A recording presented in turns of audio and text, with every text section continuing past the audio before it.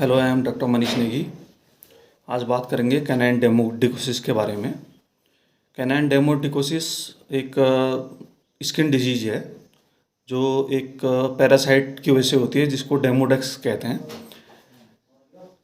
Demodex कई प्रकार के होते हैं। डेमोडेक्स इसमें मेनली जो बीमारी होती है कुत्तों में वो डेमोडेक्स कैनिस की वजह से होती है।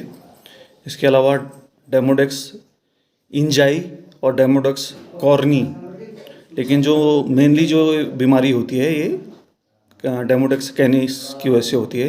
एक प्रकार की माइट्स है। तो ये दो प्रकार की होती है, एक तो लोकलाइज्ड डेमोडिकोसिस और एक जनरलाइज्ड डेमोडिकोसिस।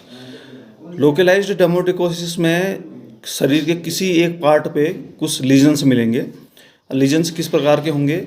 एक तो रेडनेस होगी, वहाँ पे बाल वहाँ से निकल जाएंगे, एलोपेशिया यानी कि बाल निकल जाएंगे वहाँ से। स्किन खुरदुरी हो जाएगी और कुत्ता बार बार उस जगह को चाटेगा या वहाँ पे अपने पैरों से खुजली करेगा उसको। और दूसरी जो है जनरलाइज्ड डेमोडिकोसिस है, ये पूरे शरीर में जो है आपको इसके लीजन मिलेंगे, यानी कि पूरे शरीर में बाल उड़ जाएंगे और रेडनेस आ जाएगी और स्किन खुरदुरी हो जाएगी। लोकलाइज्ड डेमोडिकोसिस जनरली 6 महीने या उससे छोटे डॉग्स में होती है, इसीलिए इसको जुवेनाइल डेमोडिकोसिस भी कहते हैं। और जनरलाइज्ड डेमोडिकोसिस जो कि पूरे शरीर में होती है, ये मेनली अडल्ट में होती है, इसलिए इसको एडल्ट डेमोडिकोसिस भी कहते हैं। तो इसके पहचान कैसे की जाती है? पहचान सबसे पहले तो इसके जो लीजन्स हैं, जो साइन से दिखते हैं, उसकी वजह से की जाती है। जैसे रेडनेस होगी कहीं पे शरीर के किसी हिस्से में, बाल वहाँ से निकल जाएंगे और खुरदरी स्किन हो जाएगी वहाँ पे, बार बार कुत्ता वहाँ पे खुजलाएगा और इरिटेट रहेगा। ये डेमोडेक्स माइट्स जो होती है मेनली ये कुत्तों के जो नॉर्मल स्किन में जो फ्लोरा और फाना होते हैं उसमें लोकल रहती है, लेकिन जैसे ही कुत्ते की इम्यूनिटी डाउन हुई या डेमोडेक्स ने ब्रीडिंग शुरू कर दी, यानी कि और ज़्यादा प्रोलिफरेट हो गए, तो ये बीमारी एक भयानक रूप लेकर के आ जाती है।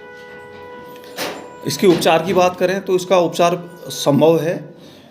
उपचार में सबसे पहले तो हम ये कंफर्म कर लें कि इसको वास्तव में डेमोडिकोसिस ही है। उसके लिए एक तो उसके त्वचा में उसके लक्षणों को देखना है। दूसरा, एक कुत्ते के कान को आपने खुजाना है, किसी भी कान को। तो पीछे के पैर, जैसे आप उसके अपने हाथ से कुत्ते के कान को खुजाएंगे तो पीछे के पैर से तुरंत अपना खुजाना शुरू कर देगा। इसको हैंड लिम्ब रिफ्लेक्स बोलते हैं। तो इस प्रकार से हम डेमोडिकोसिस को कंफर्म कर सकते हैं। दूसरा, स्किन स्क्रैपिंग ली जाती है, यानी कि किसी स्किन से हम उसको खुरच करके उसकी स्क्रैपिंग ले लेंगे स्लाइड में, और उसको माइक्रोस्कोप से देखेंगे तो हमें डेमोडेक्स दिखाई दे जाएगा। डेमोडेक्स भी एक शॉर्ट फॉर्म होती है, एक लॉन्ग फॉर्म होती है। तो इसके लिए इसका जो इलाज है वो है आइवरमेक्टिन, जो कि टैबलेट के रूप में भी मिलता है और इंजेक्शन के रूप में भी मिलता है। 0.2 mg/kg बॉडी वेट के हिसाब से इसको आइवरमेक्टिन के इंजेक्शन को या टैबलेट को दिया जाता है। आइवरमेक्टिन का इंजेक्शन जो है वो सबकट लगता है, यानी खाल के नीचे, खाल को उठा के उसके नीचे लगाते हैं इसको। अच्छा, अब ये कितने दिनों तक लगाना है? जनरली शुरू में तो इसको हफ्ते में एक बार 3 हफ्तों के लिए लगाया जाता है, लेकिन बीमारी देखा जाता है कि कंट्रोल में आ रही है कि नहीं आ रही, उस प्रकार से इसकी अवधि बढ़ाई जा सकती है। जो लोकलाइज्ड डेमोडिकोसिस होती है वो क्यूरेबल है। उसको यानी कि अगर हम उसका ट्रीटमेंट करते रहें, आइवरमेक्टिन उसको देते रहें, तो वो ठीक हो जाएगी। जनरलाइज्ड डेमोडिकोसिस है, उसका उपचार बहुत मुश्किल होता है। हम उसको कंट्रोल तो कर सकते हैं, लेकिन फैलने से तो रोक सकते हैं, लेकिन उसका पूर्णतः उसका निदान नहीं कर सकते हैं। तो जैसे ही आपको इसमें डेमोडिकोसिस के लक्षण अपने कुत्तों में दिखाई देते हैं तो तुरंत इसका इलाज कराएं, क्योंकि एक बार ये अगर जनरलाइज्ड होगी यानी पूरे शरीर में फैल गई तो फिर इसका उपचार लगभग नामुमकिन होता है। धन्यवाद।